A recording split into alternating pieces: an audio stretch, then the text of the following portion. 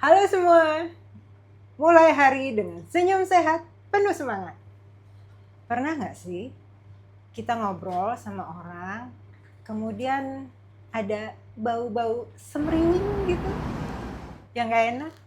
Nah, hari ini kita akan bahas tentang bau mulut bersama Dokter Gigi Bambang Nursasongko.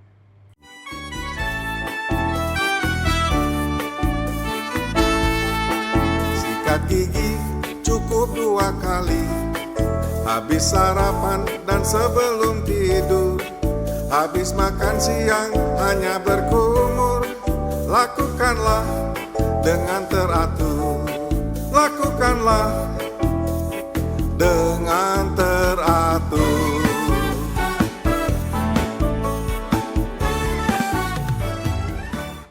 Halo dok. Halo juga, halo semua.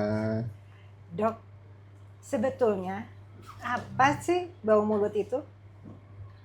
Bau mulut itu berarti memang mulutnya bau. Gini loh, bau itu kan bermacam-macam ya. Yang kita bahas hari ini adalah bau yang tidak enak, yang mengganggu gitu ya. Jadi kalau kita lihat bau mulut itu bisa dimulai dari depan sampai ke dalam. Orang selalu mengatakan bau mulut itu karena jorok dan sebagainya. Sebetulnya bukan hanya itu. Nah, sekarang kita bahas mulai dari depan ya. Bau mulut itu disebabkan sisa makanan yang ada di permukaan gigi yang membusuk. Sudah membusuk sehingga mengeluarkan bau. Ya, dari sisa makanan yang sudah membusuk. Yang kedua, dari gigi yang berlubang. Mungkin bukan lubang yang kecil, tapi yang lubang yang sudah dalam dan banyak sisa makanan juga di situ, atau gigi itu sudah terinfeksi, mati, ya bahkan sampai dengan mengeluarkan nanah abses, itu bisa membuat mulut menjadi sangat bau. Kemudian kita masuk lebih ke dalam. Misalnya ada amandel ya, tonsil ya, jadi itu mengalami infeksi, juga bisa menyebabkan bau mulut. Kemudian masuk lagi ke dalam, yang namanya faringitis. Kadang-kadang orang lagi flu, lagi demam, itu mulutnya bau juga karena ada peradangan di daerah leher. Masuk lagi ke dalam, itu bisa karena penyakit lambung, itu juga bisa menyebabkan bau mulut ya, itu kalau dari mulut. Bisa juga dari apa yang kita makan. Oh, kayak makan Ya, pete dan teman-teman. makan pete dan jengkol misalnya gitu ya. Itu tidak hanya, kalau duren mungkin ya nggak seperti bau pete dan jengkol. Itu kadang-kadang keringat juga bisa bau. Ya, kemudian juga karena kebiasaan kita merokok ya, itu juga bisa membuat mulutnya bau ya. Karena Bau pahit biasanya, untuk orang yang tidak merokok itu sangat mengganggu.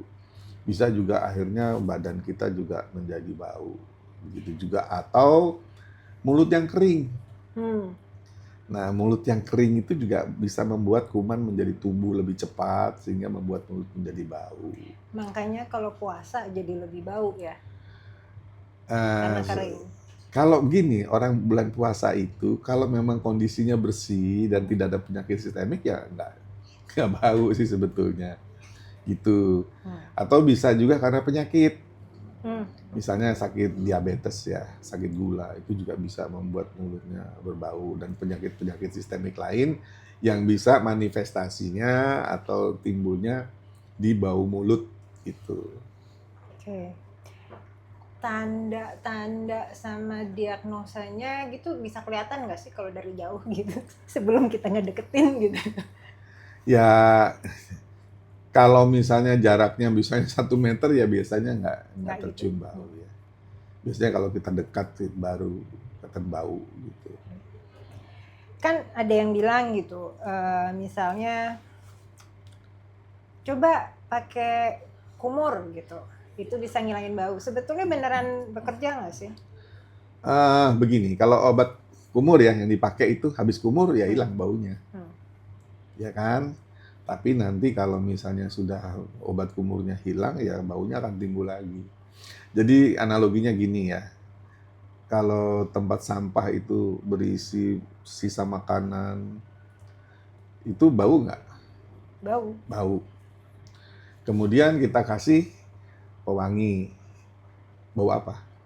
Bau pewangi dan sampah. Bau pewangi, ya. Artinya lebih kurang lah Hmm. sampahnya.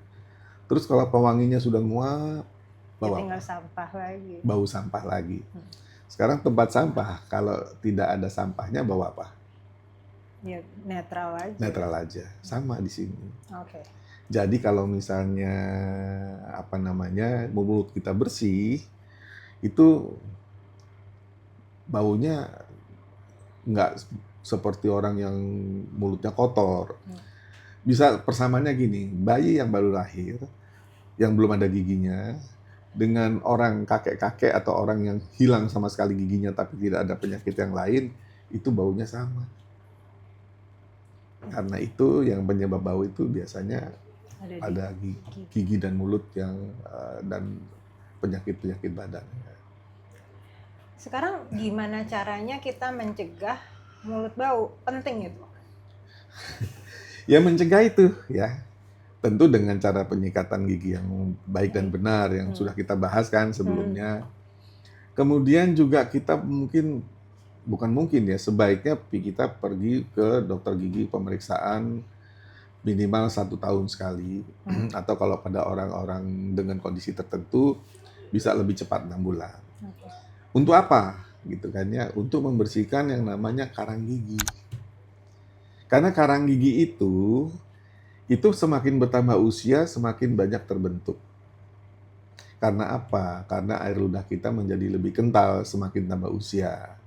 Jadi analoginya itu kalau sungai, kalau dia airnya lambat mengalirnya, maka banyak endapan kan. Kemudian kalau dia alirnya cepat tentu bersih. Nah begitu juga anak-anak itu, yang air liurnya relatif lebih banyak dari orang dewasa, dia belum ada karang giginya, gitu.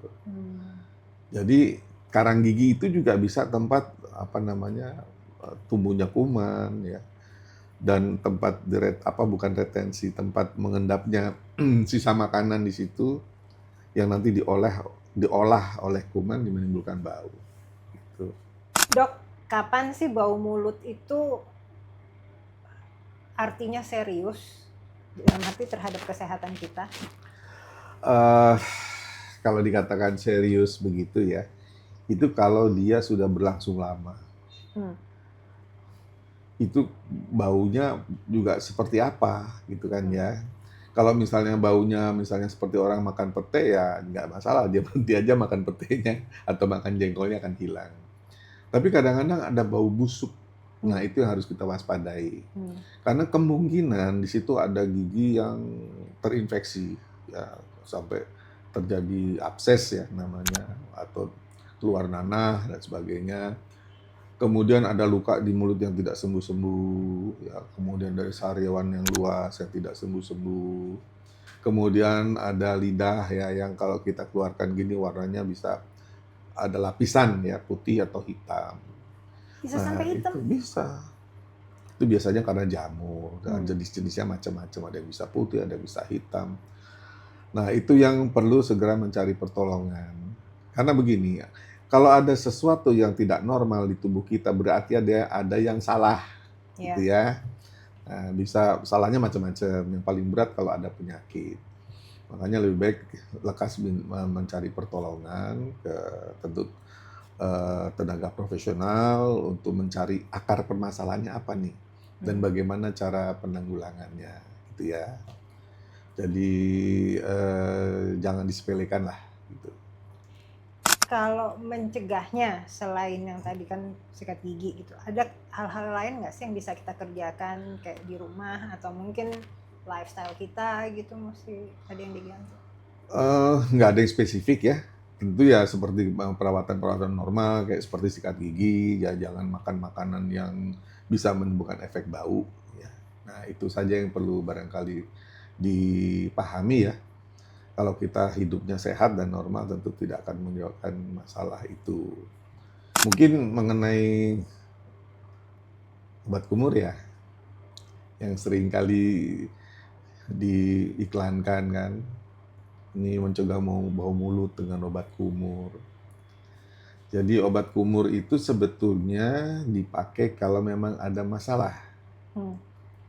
Ya, misalnya apa? Kalau misalnya kita ada eh, penyakit gusi berdarah dan sebagainya. Nah, itu biasanya diresepkan oleh dokter giginya. Karena tidak semua perlu obat kumur. Jadi kalau dikatakan di iklan obat kumur bisa menghilangkan bau mulut itu temporary saja ya. Ya harus kita cari betul-betul akar masalahnya. Dan juga sekarang pemakaian obat kumur tuh bagaimana sih? Ya kan sering kali orang tuh pakai obat kumur terus 1,5 gelas gitu ya, atau kemudian dikocok-kocok Kocok gitu lama. ya, lama. Nah sebetulnya kan kalau obat kumur itu efek apa yang diharapkan? Yaitu efek untuk dia berkontak ya. Jadi akan berkhasiat kalau dia berkontak dengan jaringan. Sama seperti kalau kita luka. Kita pakai obat merah kan nggak disiram ya, dioles saja. Nah, jadi begitu juga dengan obat kumur. Sebenarnya cukup dengan tutupnya, satu tutup, dimasukkan di mulut dan direndam selama 1 menit, kemudian dibuang gitu. Tapi itu juga hanya sifatnya sementara. Sampai betul-betul diketahui diagnosisnya apa, sehingga bisa langsung diatasi dengan baik gitu. Kalau secara profesional, contoh-contoh cara penanggulangannya gimana? Kalau secara profesional itu biasanya gini, kalau pasien yang rutin datang ya, misalnya berkala apakah setahun atau kemudian kalau memang dia perlu lebih cepat, biasanya 6 bulan. Ya. Itu dilakukan pembersihan karang gigi. Itu sangat penting ya, namanya scaling ya. Kita bersihkan. Karena gini, kadang-kadang pasien bilang, dok saya udah sikatan bener kok masih aja karang giginya keluar. Jadi gini, karang gigi itu dikeluarkan oleh ludah.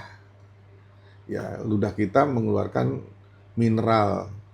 Nah, kebetulan muara kelenjar ludah di mulut bagian bawah itu ada di berhadapan dengan bagian dalam gigi bawah, ya, gigi depan bawah. Sehingga dia akan menempel pada permukaan gigi itu. Sama seperti kalau sungai di muaranya kan suka ada gundukan pasir. Ya, nah, sama seperti sedimentasi. itu. Nah, jadi yang paling banyak memang di bagian bawah depan dan di bagian atas bagian pipi. Itu ada muara kelenjar ludah. Gitu. Dan harus dibersihkan secara berkala, dengan sikat tidak bisa. Dok, tadi kan dokter sempat menyebut sedikit tentang sariawan ya. Kita rada minggir sedikit deh gitu. Banyak orang suka ngeluh sariawan di Indonesia. Saya jarang dengar itu di luar negeri gitu. Sebetulnya sebab sariawan tuh apa sih? Penyebab sariawan tentu karena awalnya luka ya di situ. Kegigit atau ya, tergigit gitu. Atau kena makanan yang tajam. Ya. Nah, kalau kondisi mulut kita itu sehat, tentu luka itu lekas sembuhnya. Nah, kalau terjadi sariawan, biasanya orang kebersihan mulutnya tidak terjaga, ya, sehingga terjadi dia sariawan. Itu. Dan sariawan itu sulit sembuh kalau sudah terjadi. Karena apa? Karena permukaan terbuka, kemudian selalu terpapar dengan rongga mulut. Ya. Nah, untuk sariawan itu biasanya pengobatannya tidak terlalu sulit. Ya, tentu dengan obat-obat tertentu bisa hilang sariawannya. Tapi yang perlu diwaspadai ini kalau dia sariawan itu tidak sembuh-sembuh. Di tempat yang sama? Di tempat sama atau dia pindah-pindah ke tempat yang lain. Nah, itu ada kaitannya misalnya dengan daya tahan tubuh yang menurun, misalnya pada HIV. Ya, jadi HIV kalau dia sudah terkena AIDS-nya, nah itu biasanya bisa manifestasinya di situ. Kemudian bisa juga karena gini, kita pakai gigi palsu yang ada mungkin tajam ya. Ya, atau gigi yang patah ada tajam, kegores terus terjadi berulang-ulang, itu bisa mengarah kepada adanya CA di situ, Kanker. kanker. Karena itu perlu konsultasi dengan dokter gigi spesialis penyakit mulut Oh, oke, itu ya. penyakit mulut lagi. Jadi kalau hanya sekali-sekali ya barangkali dengan tindakan yang sederhana bisa sembuh. Tapi kalau terus-menerus itu perlu kita waspadai. Adakah obat yang bisa kita beli tanpa resep kalau untuk sariawan? Eh, itu kalau nggak salah di apotek ada obat-obat tertentu yang namanya Kenalog dan sebagainya, Norabase ya. Itu bisa, jadi dia fungsinya hanya untuk menutup luka itu. Lukanya. Ya, kemudian juga ada antiseptiknya di situ supaya dia menjadi proses penyembuhannya bisa terpacu gitu. Oke. Iya, soalnya sering di sekitar saya orang mengeluh sariawan. Terus kadang-kadang ada yang komentar, hati-hati loh jangan deket dia nanti ketularan. Emang mungkin ketularan sariawan? Kalau sariawan itu sebetulnya itu tadi. Karena gini, kuman itu pasti ada di dalam mulut ya. Nah, memang ada kuman-kuman tertentu, misalnya ini agak jauh sedikit yaitu kita membahas mengenai karies misalnya. Ada kuman-kuman tertentu yang bisa menyebabkan terjadinya karies. Nah, itu bisa tertular yang misalnya kalau orang berciuman ya itu bisa.